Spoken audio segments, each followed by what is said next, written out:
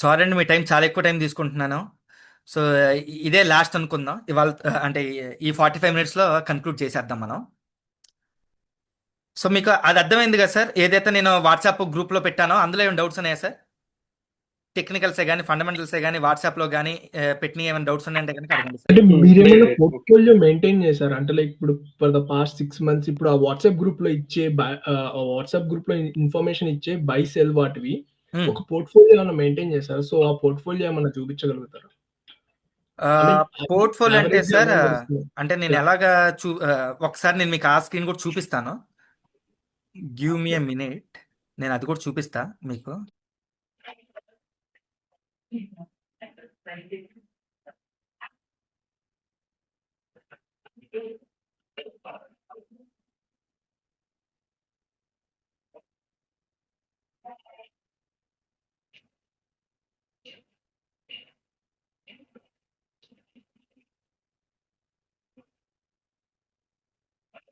Next ఇక్కడ మీకు చెప్పాలనుకున్న పాయింట్ ఒకటి మిస్ అయిందండి. Let me cover that point also.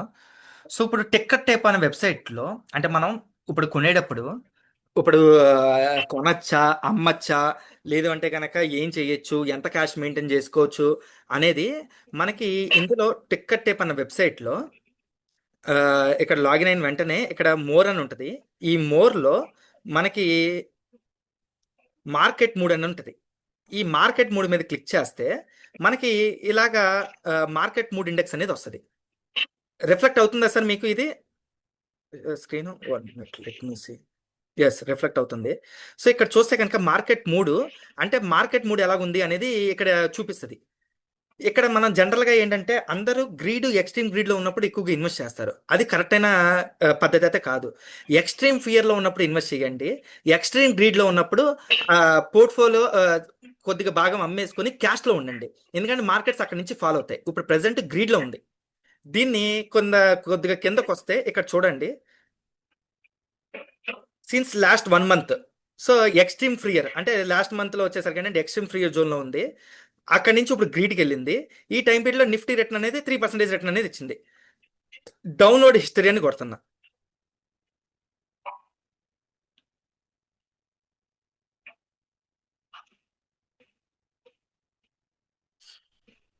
ఇక్కడ మనకి ఇది చూస్తే కనుక ఈ హిస్టరీ ప్రకారంగా చూస్తే కనుక ఎక్స్ట్రీమ్ గ్రీడ్ లో ఉన్న జోన్ అప్పుడు, తర్వాత ఎక్స్ట్రీమ్ గ్రీడ్ జోన్ లో ఉన్నప్పుడు ఇన్వెస్ట్ చేస్తే ఏం అడ్వాంటేజెస్ వచ్చినాయి చూడండి. ఎక్స్ట్రీమ్ గ్రీడ్ దగ్గర ఉన్నప్పుడు అమ్మేసుకుంటే ఆ స్టాక్ ప్రైజెస్ ఎలాగా ఫాలో అయినాయి. సారీ, నిఫ్టీ ఇక్కడ ఉమ్, ఎలా ఫాలో అయినాయి, ఇవన్నీ చిన్న చిన్న ఫాల్సే కనిపిస్తాయి మనకి, ఎందుకంటే లాంగ్ షార్ట్ కాబట్టి ఇది. సో తర్వాత లోలో ఉన్నప్పుడు ఇన్వెస్ట్ చేస్తే కనుక ఎలా బెనిఫిట్స్ వచ్చినాయి అని చెప్పేసి అని మనకి ఇక్కడ చూపిస్తుంది. సో ఎప్పుడు కూడా ఏంటంటే ఎక్స్ట్రీమ్ ఫియర్లో ఉన్నప్పుడు కొద్దిగా అమ్మేసుకోండి. సారీ, రివర్స్లో చెప్పాను. ఎక్స్ట్రీమ్ ఫియర్లో ఉన్నప్పుడు కొనండి, ఎక్స్ట్రీమ్ గ్రీడ్లో ఉన్నప్పుడు కొద్దిగా అమ్మేసేయండి. సో ఇది ఒక పాయింట్ ఇందాక చెప్పాలనుకున్నాను, అది మిస్ అయింది. అండ్ నెక్స్ట్ వచ్చేసరికి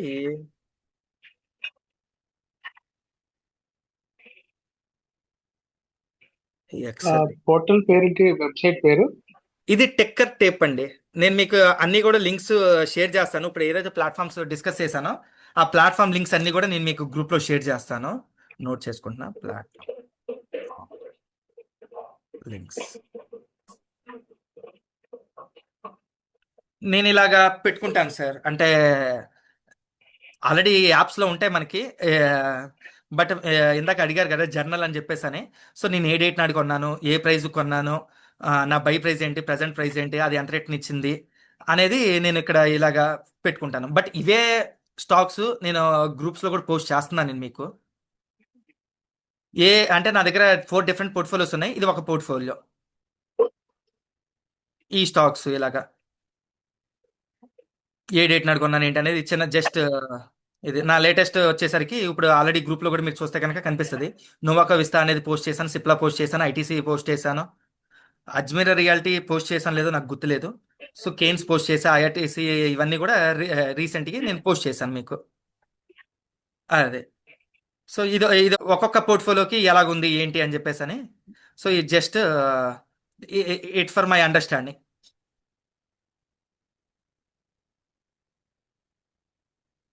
ఏమైనా డౌట్స్ ఉన్నాయా సార్? బిహేవియరల్ ఫైనాన్స్ కి స్టార్ట్ చేయొచ్చా, లేదంటే కనుక ఇందులో ఏమైనా డౌట్స్ ఉన్నాయంటే కనుక అడగండి సార్. డైలీ చేంజ్ పెట్టారు కదా, అది ఏమన్నా ఆటోమేషన్ పెట్టారా లేకపోతే మాన్యువల్ గా ఎంటర్ అయ్యారా సార్? డైలీ ప్రైజా సార్, ఆటోమేటిక్ వచ్చేస్తా సార్. అది ఏ వెబ్సైట్ నుంచి పుల్ అయింది సార్? అది ఏంటి సార్? డైలీ చేంజ్ ఏదైనా వెబ్సైట్ నుంచి పుల్ అయింది ఆటోమేటిక్ గా, అంటే మీరు ఏమైనా స్క్రిప్ట్ పెట్టారా దానికి? అది మనకి గూగుల్ షీట్స్ లో ఉంటుంది సార్. ఆ గూగుల్ షీట్ కి సంబంధించి మనం క్రియేట్ చేసుకోవచ్చు.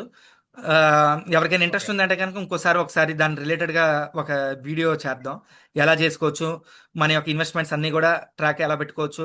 అండ్ ఇదే ఎక్సెల్ మన ఫ్యామిలీ మెంబర్స్ కూడా పెట్టుకుంటే కనుక ఇన్ కేస్ ఆఫ్ మన ఏదైనా రిస్క్, అంటే మనకి ఏమైనా జరిగినా, మనం హాస్పిటల్ లాంటివి ఉన్నప్పుడైనా కానీ వాళ్ళకి తెలిసింది మన ఫ్యామిలీకి.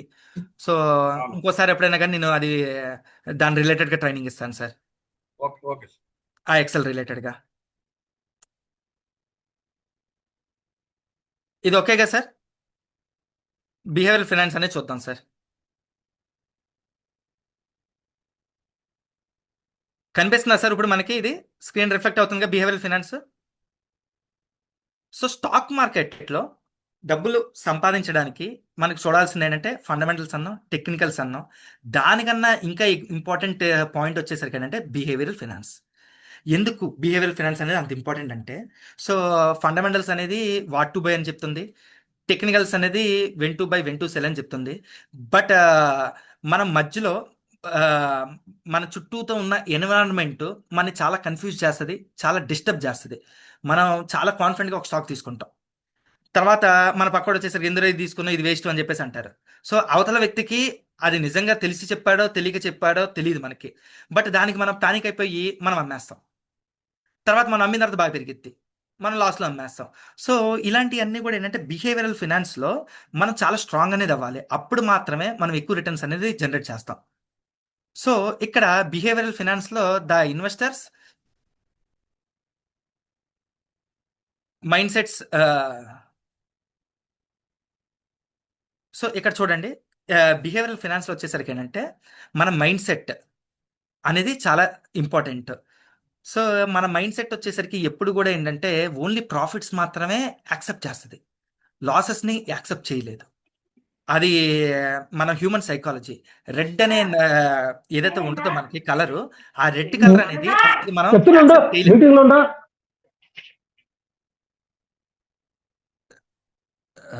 సార్ అందరూ కూడా కాస్త ఇది మ్యూట్లో పెట్టేసేయండి సార్, ఏదైనా క్వశ్చన్స్ ఉన్నప్పుడు అడగచ్చు. సో మన బ్రెయిన్ అనేది, హ్యూమన్ బ్రెయిన్ అనేది రెడ్ అనేది యాక్సెప్ట్ చేయలేం. అందుకనే మీరు చూస్తే కనుక ఏదైనా చిన్న కోసుకొని మన బాడీలో పార్ట్ ఏదైనా చిన్న కోసుకొని బ్లడ్ బయటకు వచ్చింది అనుకోండి, సో మనం కంగారు పడిపోతాం. సో అందుకనే రెడ్ అనేది మన బ్రెయిన్ యాక్సెప్ట్ చేయలేదు. అందుకనే స్టాక్ మార్కెట్ ఎప్పుడైతే ఫాలో అవుతుందో మన బ్రెయిన్ అనేది యాక్సెప్ట్ చేయలేక ఆ గజిబిజిలో మనం ఏం చేస్తాం మనకు కూడా అర్థం కాదు. ఏదో ఒకటి చేసేయాలి, మనం అమ్మేసుకోవాలి, లేదంటే ఏంటి అనేది మన ఎమోషన్స్ అనేది మన కంట్రోల్లో అనేది ఉండదు. సో రెడ్ అనేది కానీ కూడా యాక్సెప్ట్ చేయాలి. అట్ ద సేమ్ టైం ఇందాక మీకు చెప్పిన స్టాప్ లాస్ అనేది ఏదైతే చెప్పానో ఆ స్టాప్ లాస్ అనేది మ్యాండేటరీగా ప్రతి ఒక్కళ్ళు కూడా ఫాలో అవ్వాల్సిన పారామీటర్.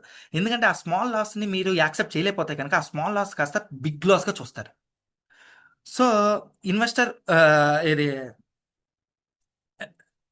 మనకి ఒక మంచి సామెత ఉంది, బెంజమిన్ గ్రామ్ చెప్పింది. ద ఇన్వెస్టర్ చీఫ్ ప్రాబ్లం ఏంటంటే అతనితో అతనే ఏది ఎవరో వరస్ట్ కాదు, అతనికి అతనే ఎనిమి చెప్పాలంటే కనుక. సో అదొకటి. నెక్స్ట్ యాంకరింగ్ బయాస్ అనేది ఉంటుంది. ఈ యాంకరింగ్ బయాస్ ఏంటంటే, ఇప్పుడు స్టాక్ ప్రైస్ నేను 100 రూపాయల దగ్గర కొన్నాను. ఈ 100 రూపాయల దగ్గర కొన్న తర్వాత ఆ స్టాక్ ప్రైస్ వచ్చేసరికి ఐదు 70 రూపాయలకో 80 రూపాయలకో, అంటే రెండు సందర్భాల్లో చూద్దాం. ఒక సందర్భం వచ్చేసరికి ఏంటంటే స్టాక్ ప్రైస్ 70 రూపాయలకి వెళ్ళింది. 70 రూపాయలకి వెళ్ళిన తర్వాత మన మనసు ఒప్పదు, 100 రూపాయలకి మళ్ళీ వస్తుంది ఏదో ఒక టైం పీరియడ్లో, ఆ 100 రూపాయలు అమ్మేద్దాం అని చెప్పేసి చూస్తాం. సో ఆ 100 రావచ్చు రాకపోవచ్చు, ఆ 70 కాస్త 50 వెళ్ళొచ్చు, 40 కూడా వెళ్ళొచ్చు. సో మనం ఏంటంటే ఆ యాంకరింగ్ బయాస్ అనేది మన బ్రెయిన్లో ఉంటుంది. సో దాని మూలంగా ఏంటంటే మనం లాసెస్ అనేది యాక్సెప్ట్ చేయలేం. At the same time buying అప్పుడు కూడా ఏంటంటే ఒక స్టాక్ 100 రూపాయల దగ్గర మనం చూసాం, కానీ ఆ 100 రూపాయల దగ్గర మనం కొనలేకపోయాం. ఆ 100 రూపాయలు కాస్త 150, 180, 200 రూపాయలు వెళ్ళింది అనుకోండి, అప్పుడు మన మనసు ఒప్పుకోదు. ఎందుకంటే మనం 100 రూపాయల దగ్గర చూసాం కదా, చార్నాళ్ళు అదే వస్తుందిలే 100 రూపాయల దగ్గర, ఆ 100 రూపాయల దగ్గరకు వచ్చినప్పుడే కొందాంలే అని చెప్పేసి అని మన బ్రెయిన్లో ఆ యాంకరింగ్ బయాస్ అనేది ఆల్రెడీ ప్రీడిఫైన్డ్గా నాటుకుపోయి ఉంటుంది.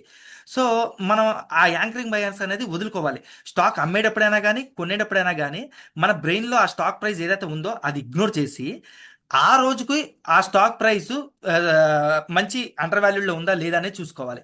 ఎందుకంటే రూ. 100 మీ బ్రెయిన్లో ఉన్నప్పుడు అది స్టాక్ ఎర్నింగ్ పర్ షేర్ రూ. 10 అయి ఉండొచ్చు. కానీ ఇప్పుడు అది రూ. 15 అయినప్పుడు రూ. 100 ఎందుకు ఉంటుంది? రూ. 150 వెళ్ళిద్ది కదా స్టాకు. సో మన బ్రెయిన్ కూడా దాని తగ్గట్టుగా ట్యూన్ చేసుకోవాలి. మళ్ళీ రూ. 100 వస్తాను నేను కొంటాను, లేదంటే నేను కొన్ను అనేది మనం పెట్టుకోకూడదు. సో ఈ యాంకరింగ్ బయాస్ అనేది మన బ్రెయిన్లో నాటుకుపోయి ఉంటుంది. దాన్ని మనం టైం టు టైం ఆ స్టాక్ ప్రైస్ ఫెయిర్ ప్రైస్ తగ్గట్టుగా మనం మార్చుకుంటూ ఉండాలి. సో మార్కెట్ డజంట్ ఇక్కడ అదొకసారి చదవండి సార్, బాగుంటుంది దాని రిలేటెడ్గా. నెక్స్ట్ ఓవర్ కాన్ఫిడెన్స్ వచ్చేసరికి ఏంటంటే ఆ, మనకి జనరల్గా ఒక 2 to 3 ట్రేడ్స్ లేదంటే కనుక 3 to 4 ట్రేడ్స్ కంటిన్యూగా 3 to 6 months పాటు నాకు ప్రాఫిట్ వస్తుంది అనుకోండి, ఇంకా నాకు అన్నీ తెలుసు, ఏడుజిడ్ అంతా తెలుసు, నాకు ఎవరు చెప్పక్కర్లేదు అన్న కాన్ఫిడెంట్ అనేది మనకి ఆటోమేటిక్గా బిల్డప్ అయింది. అందుకని మీరు చూస్తే కనుక బుల్ మార్కెట్లో ఆటో డ్రైవర్ కూడా మనకి రికమెండేషన్స్ ఇస్తూ ఉంటారు. సో బేర్ మార్కెట్ వచ్చేసరికి ఏంటంటే మొత్తం అంతా సైలెంట్గా ఉంటుంది. సో ఎందుకు బుల్ మార్కెట్లో ఇస్తారంటే బుల్ మార్కెట్లో ఓన్లీ పాజిటివ్సే చూస్తాం, మనకి ఓన్లీ ప్రాఫిట్సే చూస్తాం, లాసెస్ చూడం కాబట్టి ఓవర్ కాన్ఫిడెంట్ అనేది అయిపోద్ది. సో మనకి ఆ ఓవర్ కాన్ఫిడెంట్ అనేది ఎప్పుడైతే వస్తుందో మనం రాంగ్ డెసిషన్స్ తీసుకుంటాం, ఓవర్ సైజ్డ్ పొజిషన్స్ తీసుకుంటాం, స్టాప్ లాస్ అనేది మనం సక్రమంగా వాడాం. దాని మూలంగా ఏంటంటే we will end up in loss. So ఒక స్టాటిక్స్ ఏం చెప్తుందంటే over confident investors trade 45% more and earn 4% less annually. So మనం ఏంటంటే ఆ ఓవర్ కాన్ఫిడెంట్ పక్కన పెట్టేసి ఎప్పుడు కూడా ఏంటంటే మనం ప్రీ డిఫెన్స్ సెటప్ ఉంటుందో ఫార్ములా అదే ఫాలో అవుతూ మనం వెళ్తే కనుక we will maintain very good consistent return. మనకి ఏంటంటే కన్సిస్టెంట్ రిటర్న్ రావాలి. ఆ కన్సిస్టెంట్ రిటర్న్ రావడం కోసం ఏంటంటే ఇవన్నీ బయాసెస్ మనం ఓవర్కమ్ చేసుకుంటూ రావాలి. Next disposition effect. So disposition effect వచ్చేసరికి ఏంటంటే ఇప్పుడు నేను ఒక 10 స్టాక్స్లో ఇన్వెస్ట్ చేశాను. ఈ 10 స్టాక్స్లో వచ్చేసరికి ఏంటంటే మనం ఒక 5 స్టాక్స్ ప్రాఫిట్లో వచ్చినాయి. 5 స్టాక్స్ ప్రాఫిట్ ఒక 20% ఈ స్టాక్లో చూసామంటే కనుక మనం ఏం చేస్తామంటే ఆ, ఆ ప్రాఫిట్లు బుక్ చేసేసుకుంటాం. ఎందుకు? నాకు ఆ ప్రాఫిట్లు కనిపిస్తున్నాయి, మళ్ళీ పడిపోతాయి, మళ్ళీ లాసెస్ వస్తాయి అనే ఉద్దేశంతో మనం ఎర్లీగానే బుక్ చేసుకుంటాం. కానీ అలా ఎర్లీగా అనేది స్టాక్స్లో మనం బుక్ చేసుకోకూడదు. మనం ట్రైలింగ్ స్టాప్ లాస్ అనేది పెట్టుకోవాలి. ఇప్పుడు సపోజ్ టేక్ ఎగ్జాంపుల్, ఒక స్టాక్ రూ. 100 దగ్గర కొన్నారు, అది రూ. 120 అయింది.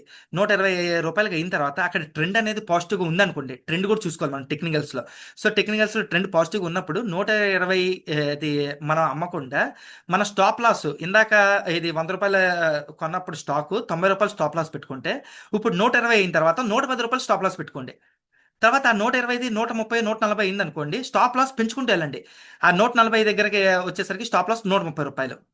తర్వాత 170 అయింది అనుకోండి, రూ. 160 స్టాప్ లాస్ పెట్టుకోండి. ఎప్పుడైతే రూ. 160 బిలో దిగింది అనుకోండి అప్పుడు అమ్మేసుకోండి.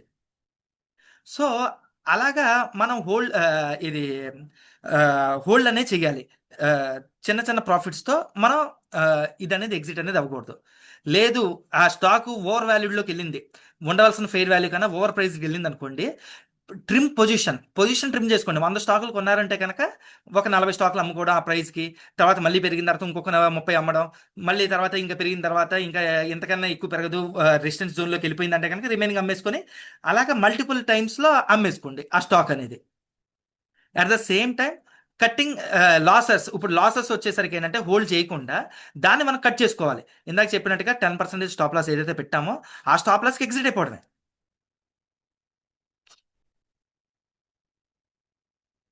Next loss aversion.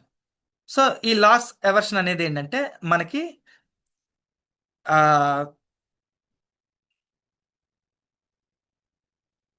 ఇందాక నేను మీకు చెప్పిన పాయింట్స్ ఇవి. Investors avoid booking losses even when fundamental deteriorate badly. అంటే ఏంటంటే మనకి ఇప్పుడు మంచి కంపెనీ అనుకున్నా కానీ మార్కెట్ సెంటిమెంట్ నెగిటివ్గా ఉందనుకోండి. ఇప్పుడు టేక్ ఎగ్జాంపుల్ ఐటీ కంపెనీస్, టీసీఎస్ఏ కానీ, ఇన్ఫోసిసే కానీ, కోఫోర్జే కానీ, ఇవన్నీ కూడా చాలా మంచి కంపెనీస్, చాలా బాగా రిటర్న్స్ వెల్త్ క్రియేట్ చేసి పెట్టినాయి. బికాస్ ఆఫ్ ఏ మూలంగా మనం అది నెగిటివ్గా జనాలందరూ అనుకుంటున్నప్పుడు, సో మనం ఎంత ఫండమెంటల్లీ స్ట్రాంగ్ కంపెనీ అయినా కానీ మనం కాస్త లాస్లో ఎగ్జిట్, అది లాస్ వచ్చేంత వరకు కాపోయినా కానీ ఎర్లీగా ఎగ్జిట్ అయిపోవాలి. లేదు లాస్లో ఉన్నా కానీ ఎగ్జిట్ అయిపోవాలి. ఎందుకంటే మార్కెట్లో ఆ యొక్క సెక్టర్కి అన్సర్టనిటీ ఉంది కాబట్టి ఈ అన్సర్టనిటీ కాస్త సర్టనిటీ వచ్చిన తర్వాత మళ్ళీ ఎంటర్ అవ్వచ్చు. అలాగా. Next FOMO, fear of missing out. So చాలా మంది ఏంటంటే మనం ఆ స్టాక్ బాగా పెరిగిపోయిన తర్వాత 30%, 50% లేదా 100% పెరిగిపోయిన తర్వాత మార్కెట్ అంతా అంటే ఫస్ట్ పెద్ద పెద్ద ఇన్వెస్టర్స్ అందరూ కూడా కొనేస్తారు తక్కువ ప్రైస్కి. తర్వాత ఆ యొక్క పాజిటివ్ న్యూసెస్ అన్ని రిటైలర్స్కి లాస్ట్లో వస్తాయి. సో లాస్ట్లో వచ్చిన తర్వాత ఏంటంటే మనం ఫియర్ ఆఫ్ మిస్సింగ్ అవుట్ అనేది అయిపోద్ది మనకి. అరే ఈ స్టాక్ కొనపోతే ఇంక లేదు, మనకి లైఫ్ లేదు అన్న స్టోరీ అనేది క్రియేట్ చేస్తారు. సో ఆ టైం పీరియడ్లో మనం ఎండ్ ఆఫ్ ద డే ఏంటంటే రిటైలర్సే ఎక్కువగా బ్లాక్ అవుతారు. సో రీసెంట్ ఎగ్జాంపుల్ తీసుకోవాలంటే కనుక గోల్డ్ సిల్వర్ చూడండి. సో గోల్డ్ సిల్వరు మనకి ఎప్పుడైతే సిల్వరు 3 లక్షలు 3.5 లక్షలు దాటిందో అప్పుడు ఎక్కువ మంది ఇన్వెస్టర్స్ వచ్చారు. 1,00,000 2 లక్షల రూపాయలు ఉన్నప్పుడు సిల్వర్లో రాలేదు. కానీ ఎప్పుడైతే 3.5 లక్షలు 4 లక్షలకి వెళ్ళిన తర్వాత ఎక్కువగా వచ్చారు. ఎందుకంటే వాళ్ళు అక్కడ స్టోరీస్ క్రియేట్ చేసింది ఏంటంటే నెక్స్ట్ సిల్వర్ 4 లక్షలు 5 లక్షలు 10 లక్షలకి వెళ్ళిపోద్ది టార్గెట్. ఇప్పుడు మనం ఎంటర్ అయిపోతే కనుక మళ్ళీ ఎప్పటికీ ఎంటర్ అవ్వలేము అని చెప్పేసి అని. సో స్టోరీ క్రియేట్ చేస్తారు. ఆ స్టోరీలు ఏంటంటే మనం అదే మనం ఆపర్చునిటీ మిస్ అయిపోతున్నాం అని చెప్పేసి అని అంత హై అయిన తర్వాత మనం ఎంటర్ అవుతాం. తర్వాత ఆబ్వియస్గా అది ఫాలో అవుతుంది. ఆ ఫాలో అయిన తర్వాత మనకి హై పాయింట్ ఆఫ్లో ఎంటర్ అయ్యి తర్వాత లోలో కూడా మనం అమ్ముకోలేక మనమే ఎక్కువ లాసెస్ అనేది ఆ, ఉంటాం. So next head mentality. ఈ హెడ్ మెంటాలిటీ అనేది ఇందాక చెప్పిన ఫోమోలో కిందే వస్తుంది. ఏంటంటే ఇక్కడ జనాలందరూ కూడా ఎటువైపు అయితే కొంటున్నారో, సో గోల్డ్ అనేది ఒక థీము, సిల్వర్ అనేది ఒక థీము, తర్వాత ఈవీ అనేది ఒక థీము, సోలార్ అనేది ఒక థీము, తర్వాత ఫార్మ్ అనేది ఒక థీము, ఇంకా ఇదే భవిష్యత్తు అని చెప్పేసి అని ప్రతి ఒక్కళ్ళు కూడా ఏంటంటే ఒక థీమ్ అనేది క్రియేట్ చేసుకొని దాని ప్రకారంగానే వెళ్ళిపోవాలి, అదే భవిష్యత్తు అని చెప్పేసి అని. అది ఆ థీము అది బాటంలో ఉందా లేదా టాప్లో ఉందా, దానికి ఫ్యూచర్ ఎంత ఉంటుంది, ఇప్పుడున్న వాల్యుయేషన్స్ రీజనబుల్గా ఉన్నాయా లేదా, ఇవన్నీ ఏం పట్టించుకోకుండా జనాలందరూ దీంట్లో వెళ్తున్నారు, మనం కూడా దాంట్లోనే వెళ్ళాలి అని చెప్పేసి అని. సో గుంపులో గోవిందలాగా మనం వెళ్ళిపోతున్నాం. కానీ ఎప్పుడు కూడా ఏంటంటే అలాగే వెళ్ళినప్పుడు we'll end up in loss. So క్రౌడ్తో పాటు మనం ఎప్పుడు కూడా వెళ్ళకూడదు. మనం ఎప్పుడు కూడా ఏంటంటే మనం ఓన్ సపరేట్గా రీసెర్చ్ అనేది చేసుకొని నెక్స్ట్ ఫ్యూచర్లో పెరగబోతుంది ఏంటి, ప్రజెంట్ ఉన్న వాల్యుయేషన్స్ జస్టిబుల్గా కాదా అనేది చూసుకొని దాని ప్రకారంగా మనం వెళ్ళాలి. So wealth is created by independent thinking, not collective comfort. So మనం ఇండివిజువల్గా మనం చేసుకుని దాని ప్రకారంగానే చేయాలి. సో ఇక్కడ చూడండి, ఇక్కడ బై ఎట్ పీక్ చాలా మంది ఏంటంటే బై ఎట్ పీక్ చేస్తారు, తర్వాత సెల్ ఎట్ బాటమ్ రివర్స్లో చేస్తారు చాలా మంది. మనం ఏంటంటే సెల్ ఎట్ పీక్ చేయాలి, బై ఎట్ బాటమ్ అనేది చేయాలి, అప్పుడే మనకి వెల్త్ అనేది క్రియేట్ అవుతుంది. సో హెడ్ మెంటాలిటీ అనేది మనం అవాయిడ్ చేసుకోవాలి. సో రీసెన్సీ బయాస్ ఏంటంటే రీసెంట్ విన్స్ అంటే ఏదైతే రీసెంట్గా బాగా పెరిగిన స్టాక్ ఏదైతే ఉందో ఫ్యూచర్లో కూడా అదే పెరిగిద్ది కంటిన్యూగా అని చెప్పేసి అని దాంట్లో ఇన్వెస్ట్ చేస్తారు. ఎందుకంటే రీసెంట్గా జరిగిందే మన మెమరీ అనేది గుర్తుపెట్టుకుంటుంది. సో అది కరెక్ట్ కాదు. సో రీసెంట్గా బాగా పెరిగిన తర్వాత అది ఇంకా పెరగడానికి ఎంత స్కోప్ ఉంది ఏంటి అనేది చూడాలి. So recent is not equal to the future. So మనం రీసెన్సీ బయాస్ని అవాయిడ్ చేసుకొని ఫ్యూచర్లో దానికి స్కోప్ ఉందా లేదా, ఉంటే ఎంత ఉంది అనేది చూసుకొని దాని ప్రకారంగా ఇన్వెస్ట్ అనేది చేయాలి. So next fear and greed. So ఇందాక చెప్పిన పాయింటే. సో చాలామంది ఏంటంటే ఫియర్లో అమ్మేస్తారు, గ్రీడ్లో కొంటారు. బట్ మనం అది రివర్స్లో చేయాలి.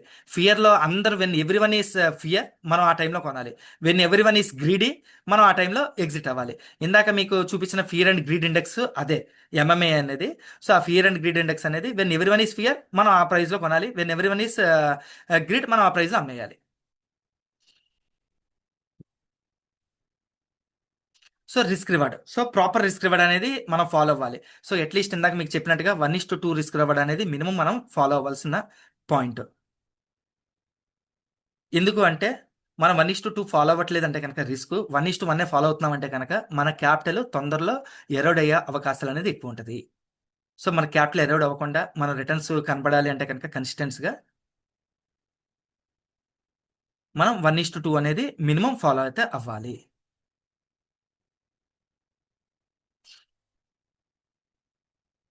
So capital protection. So position sizing ఇందాక నేను మీకు చెప్పినట్టుగా. సో మనం ఏది ఒక 4 స్టాక్స్లో పెట్టేద్దాం మొత్తం, మనకి చాలా ఎక్కువ రిటర్న్స్ వస్తాయి అని చెప్పేసి అనుకుంటే కనుక ఆ 4 స్టాక్స్లో 2 స్టాక్స్ మనకి వరస్ట్గా హిట్ అయినాయి అనుకోండి, 50% of the portfolio will give huge negative return. ఆ 50% ఆఫ్ ది పోర్ట్ఫోలియో రిటర్న్ నెగిటివ్గా ఇస్తున్నప్పుడు రిమైనింగ్ 2 స్టాక్స్ మనకి అదే కైండ్ ఆఫ్ రిటర్న్స్ ఇచ్చినా కానీ మన పోర్ట్ఫోలియో అక్కడే ఉంటుంది కానీ కదలదు. సో టైం లాస్ అనేది అవుతుంది మనకి. సో పోర్ట్ఫోలియో అనేది డైవర్సిఫైడ్ ఉండాలి. ఆ డైవర్సిఫైడ్ కూడా డిఫరెంట్ సెక్టార్స్లో ఉండాలి, డిఫరెంట్ ఇండస్ట్రీస్లో ఉండాలి, సో డిఫరెంట్ థీమ్స్తో ఉండాలి.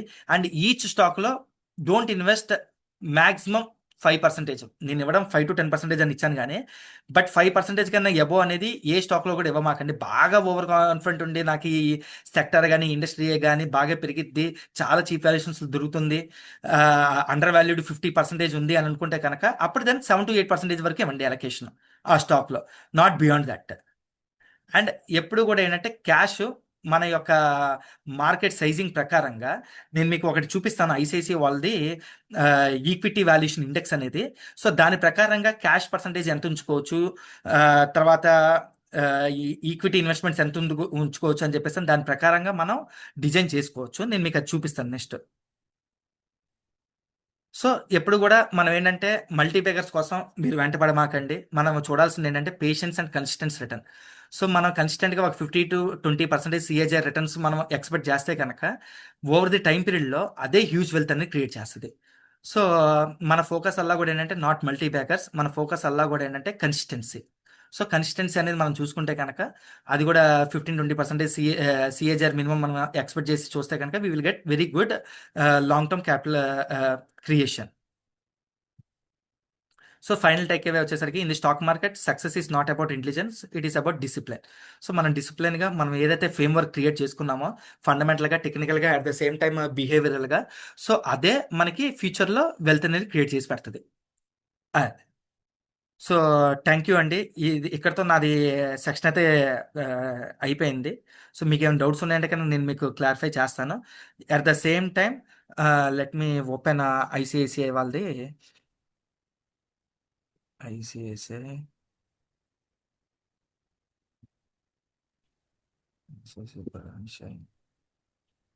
Mutual fund.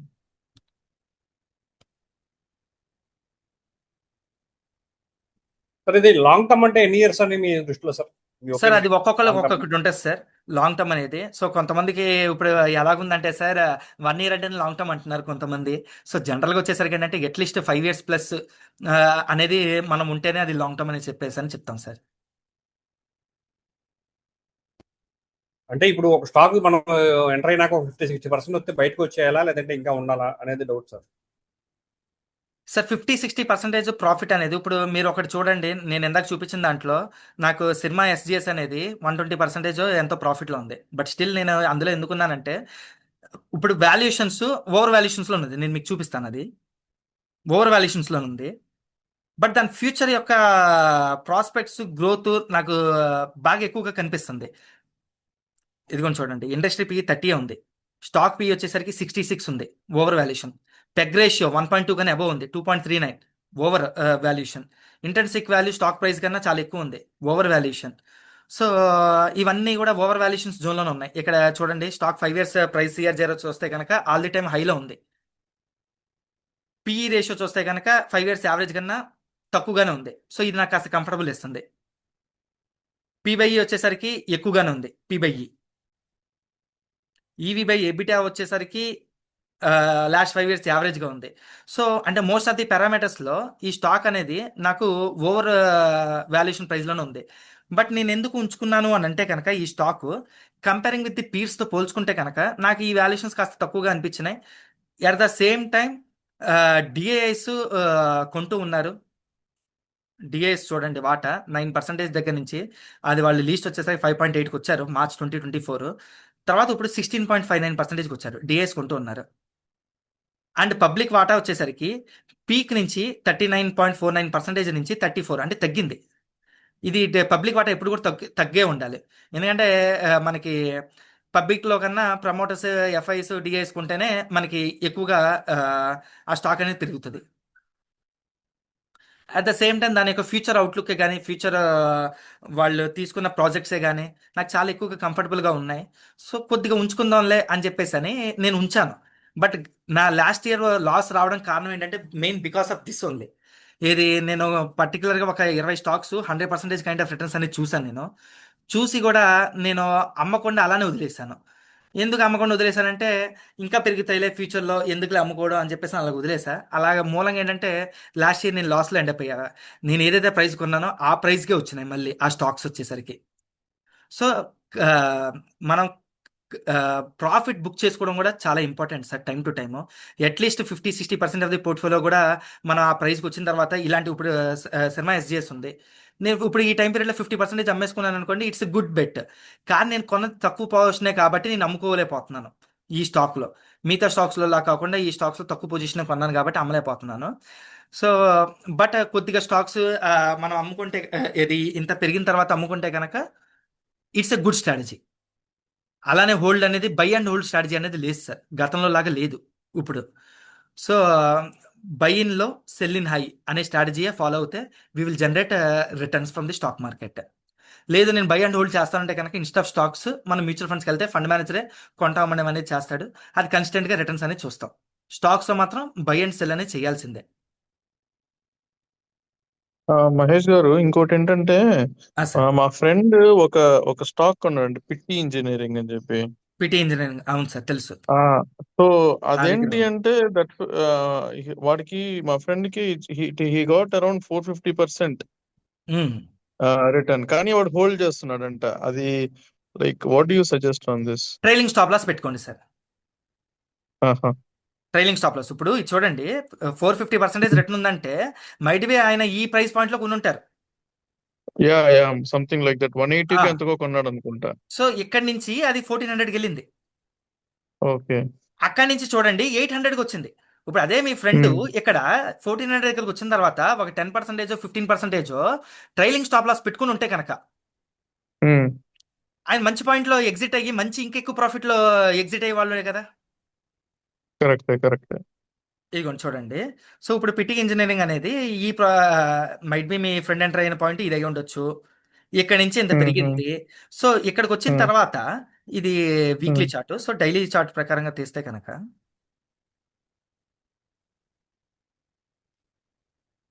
ఇదిగోండి ఇది పీకు. ఇక్కడ ఏది ఈ పాయింట్లో ఎగ్జిట్ అవ్వలేకపోయినా కానీ 20-డే మూవింగ్ యావరేజ్ ఈ పాయింట్లో ఎగ్జిట్ అయినా కానీ, లేదా ఇది వీక్లీ తీసుకుందాం ఎందుకంటే లాంగ్ టర్మ్ కాబట్టి, లాంగ్ టర్మ్కి మంత్లీ డైలీ కాకుండా వీక్లీ తీసుకోవడం బెస్ట్. ఇక్కడ చూడండి, ఇక్కడ ఎగ్జిట్ అవ్వలేకపోయారు, 1500 దగ్గర ఎగ్జిట్ అవ్వలేకపోయారు. అట్లీస్ట్ ఇక్కడ ఎగ్జిట్ అయి ఉంటే కనుక 1300 1200 చిల్లర ఇది ఎగ్జిట్ అయి ఉంటే కనుక he must be saving huge కదా సార్. కరెక్టే correct correct. So trailing stop loss అనేది ఇంపార్టెంట్. ఓకే. సపోర్ట్ మరి రేట్ ఇప్పుడు ఇప్పుడు ఈ 400% వచ్చింది, ఇది హోల్డ్ చేయొచ్చా లేదు అంటే అమ్మేసుకోవచ్చా? What is this? సార్ ఇప్పుడు ఇక్కడ చూడండి టెక్నికల్ గా స్ట్రాంగ్ గా ఉందిగా, ఓకే. Let it grow. ఈ టెక్నికల్ గా Okay. స్ట్రాంగ్ గా ఉంది కాబట్టి లెట్ ఇట్ గ్రో. ఎప్పుడైతే Let it grow. మళ్ళీ రివర్స్ అవుతుందో అప్పుడు చూసుకోవచ్చు. And at the same time ఈ కంపెనీ యొక్క ఏది అంటే కొన్నందుకు ఆయన కొన్ని రీసెర్చ్ చేసి ఉంటారు కదా సార్, ఎందుకు ఇది Yeah. కొన్నాము ఏంటి అని చెప్పేసి అని. సో దీని యొక్క ఎర్నింగ్ పర్ షేర్స్ పెరుగుతున్నాయా లేదా, ఇది 10 Okay. మినిట్స్ ఎగ్జిట్ అవుతుంది సార్. ఈ 10 మినిట్స్ లో మీటింగ్ అనేది క్లోజ్ అవుతుంది సార్. సో మనం కూడా 10 మినిట్స్ Okay. క్లోజ్ చేసేద్దాం, మళ్ళీ తర్వాత Okay. ఎప్పుడైనా నెక్స్ట్ మంత్ మళ్ళీ ఒకసారి చూద్దాం మనం. సో ఇక్కడ చూడండి, సరే. ఇక్కడ డిఐఎస్ ఫండ్ మేనేజర్స్ కొంటూ ఉన్నారు. So he can hold it. 6% నుంచి 20% ఉంది ఫండ్ మేనేజర్స్ వాటా. Okay okay. He and can hold public it is also trailing stop loss. Reducing. Correct. Sir అది సపోర్ట్ రెసిస్టెన్స్ లెవెల్స్ మనం రీసెంట్ స్వింగ్స్ చూస్తామా, 1 year back 2 years back swings కూడా చూస్తాం sir support and resistance వచ్చేసరికి ఇక్కడ మీరు చూస్తే కనుక, ఇప్పుడు ఇక్కడ వీక్లీ చార్ట్ చూస్తే కనుక ఇక్కడ మనకి ఇదిగోండి చూడండి, ఇది సపోర్ట్ గా ఉంది. ఈ సపోర్ట్ లాస్ట్ 2 years సపోర్ట్ అక్కడ చూపిస్తుంది. మనం ఏది కన్సిడర్ చేయాలండి, అంటే 1 month 6 months 1 year? ఇక్కడ వచ్చేసరికి if you are swing trader then go with daily support levels sir. If you are long term go with weekly support levels. Okay, అంటే daily support levels అంటే పాస్ట్ 2-3 months చూసుకుంటే చాలా. ఇక్కడ మనకి ఏదైతే చూపిస్తుందో immediate గా అదే చూడండి. ఇప్పుడు ఇదే పెట్టి ఇంజనీరింగ్ చూసేసరికి ఇక్కడ చూడండి రెసిస్టెన్స్ అనేది 960 ఉంది. ఇప్పుడు 960 బ్రేక్ అవ్వకపోతే కనుక ఇక్కడ నుంచి రివర్స్ అయ్యి మళ్ళీ ఇట్ కెన్ కమ్ టు ఈ లెవెల్స్ ఏది 860, లేదు అంటే కనుక ఇట్ కెన్ కమ్ టు 785. ఇక్కడ ఇమ్మీడియట్ సపోర్ట్ అనేది చూడండి మీరు. ఓకే ఇమీడియట్ సపోర్ట్ అనేది చూడండి. ఇమీడియట్గా ఏదైతే ఉందో దాన్ని చూడండి. దానికి నెక్స్ట్ సపోర్ట్కి ఎలాగుంది. And at the same time మీరు మల్టిపుల్ మిక్స్ చేసి డెసిషన్ తీసుకోవాలి. కానీ సార్ ఈ ఒక్క సపోర్ట్ ప్రకారంగానే ఇదిగోండి, ఈ ఒక్క లైన్ ప్రకారంగా డెసిషన్ అనేది తీసుకోకూడదు. మల్టిపుల్ సపోర్ట్స్ అనే మల్టిపుల్ డెసిషన్ అనేది తీసుకోవాలి. If you're long term then weekly తీసుకుంటారు. At the same time mutual fund manager ఏం చేస్తున్నాడు, మ్యూచువల్ ఫండ్ వాళ్ళు కూడా అమ్మేసుకుంటున్నారు అంటే కనుక ఎస్ మీరు కూడా డెసిషన్ ఎగ్జిట్ అవ్వండి. మ్యూచువల్ ఫండ్స్ వాళ్ళు కొంటున్నారు, ఈ ఫాల్ని వాళ్ళ ఆపర్చునిటీగా తీసుకుని కొంటున్నారంటే కనుక if you're long term then మీరు హోల్డ్ చేయండి అండ్ యాడ్ కూడా చేసుకోండి. ఆ డేటా మనకి మంత్ ఎండే కదా వచ్చేది, మంత్ బిట్వీన్ అవును సార్, మంత్ ఎండే, బట్ మనకి సరిపోద్దిగా మంత్ ఎండ్ వరకు. అండ్ మీకు డైలీ ఇక్కడ మంత్ ఎండ్ కాకుండా ఇంకోటి మనం చూపిస్తాను మంత్ ఎండ్ సార్. వరకు వెయిట్ చేసేలోపే అది మంత్ ఎండ్ వరకు వెయిట్ చేసేలోపే ఇంకోటి చూపిస్తాను సార్ నేను మీకు. ఇందులోనే మనకేంటంటే బల్క్ది ఉంటుంది సార్. టేక్ ఎగ్జాంపుల్,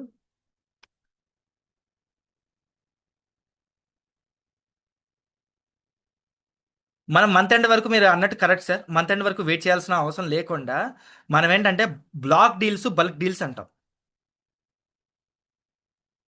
అంటే అది స్టాక్ వైజ్ వస్తా సార్ మనం, లేదంటే స్టాక్ వైస్ ఇదిగోండి, ఏ స్టాక్ వైస్ ఆ స్టాక్ వైస్ వస్తుంది ఇక్కడ. ఇదిగోండి ఇక్కడ ఇన్సైడ్ ట్రేడింగ్. అలా కాకుండా ఈ రోజు బ్లాక్ డీల్స్ ఏం జరిగింది దాన్ని బట్టి కూడా వెళ్ళొచ్చు సార్. దాని ప్రకారం కూడా చూడొచ్చు కదా సార్ మనం. అది ఎలా తెలుస్తుందండి ఈ రోజు ఎక్కడ ఏ బ్లాక్ డీల్ జరిగినాయి సార్ మనకి ఎన్ఎస్సి వెబ్సైట్లో ఉంటుంది sir. At the same time ఇందులో కూడా ఉంటుంది, మీకు చూపిస్తాను స్క్రీనర్లో.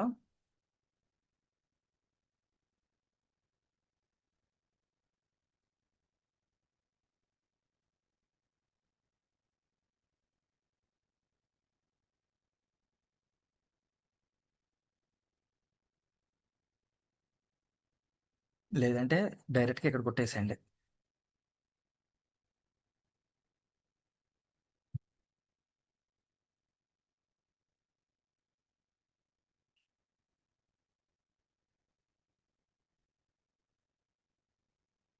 లేదంటే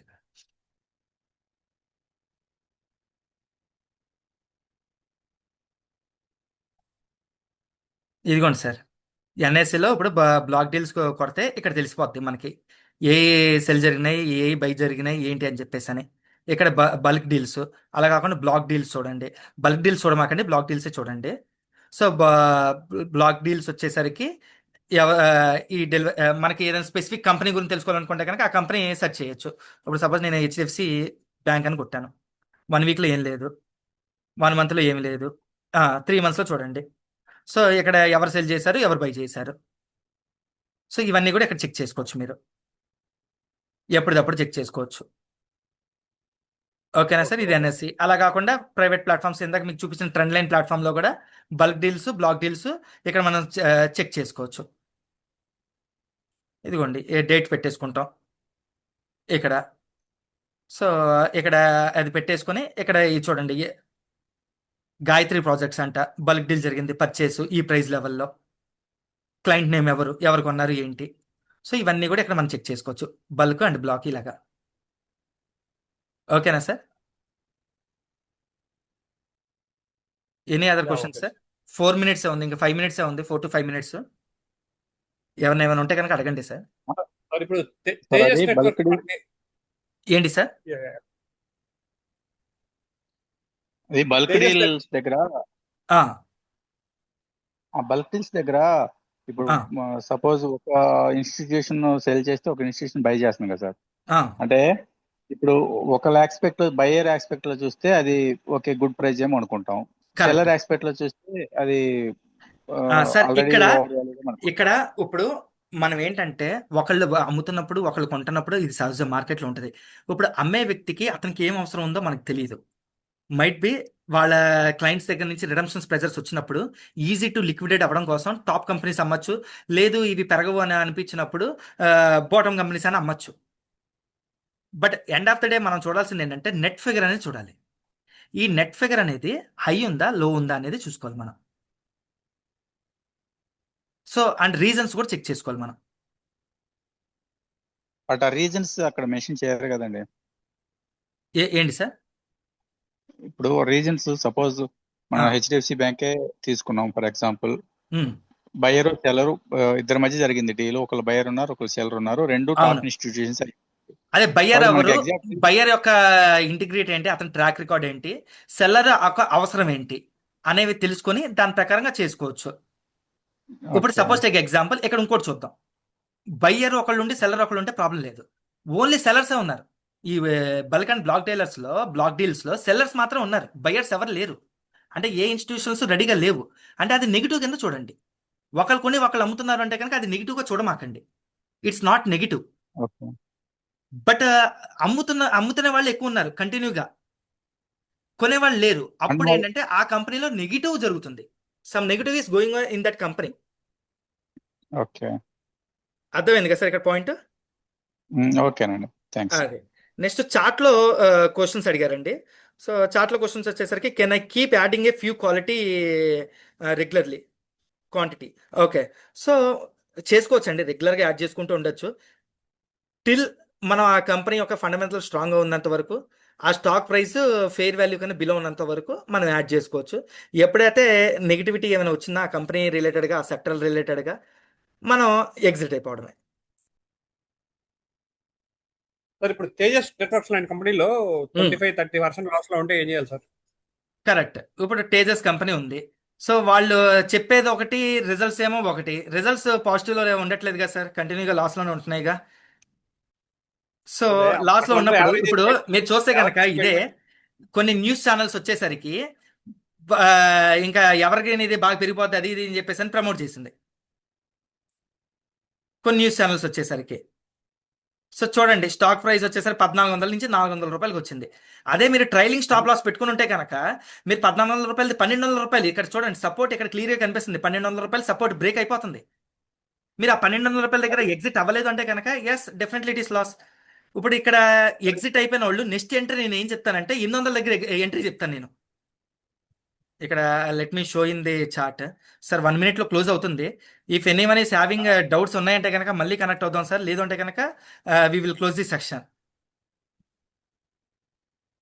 ఇగో చూడండి, ఇక్కడ మనం 1200 దగ్గర మనం ఎగ్జిట్ అవ్వలేకపోతే కనుక నెక్స్ట్ స్టాక్ వచ్చేసరికి, నెక్స్ట్ నేను సపోర్ట్ వచ్చేసరికి 910 రూపాయలు అనుకుంటాను. ఇక్కడ ఎంటర్ అయ్యాను. ఇక్కడ ఎంటర్ అయిన తర్వాత నేను ఆ, మళ్ళీ ఫర్దర్గా ఫాలో అవుతూ ఉంది అంటే కనుక ఇక్కడ ఎగ్జిట్ అయిపోతా, ఎందుకంటే 2 క్యాండిల్స్ ఇది అయింది కాబట్టి. లేదా ఇక్కడ ఎగ్జిట్ అవుతా. దాని తర్వాత నెక్స్ట్ ఇక్కడ ఎంట్రీ అయి ఉంటాను. ఇక్కడ ఎంట్రీ అయిన తర్వాత ఇక్కడి నుంచి మళ్ళీ బ్రేక్ అవుతుంది అనుకోండి, ఈ 2 క్యాండిల్స్ తర్వాత మళ్ళీ నేను ఎగ్జిట్ అయిపోతా. మళ్ళీ నేను ఇక్కడ కొన్ని ఉంటా. ఇక్కడ కొనిన తర్వాత మైట్ బి ఇక్కడ నుంచి పెరుగుతుంది. ఇక్కడ పెరుగుతున్నప్పుడు నేను దీన్ని రెసిస్టెన్స్ కింద చూసా, ఇక్కడ అమ్మేస్తా ప్రాఫిట్లో.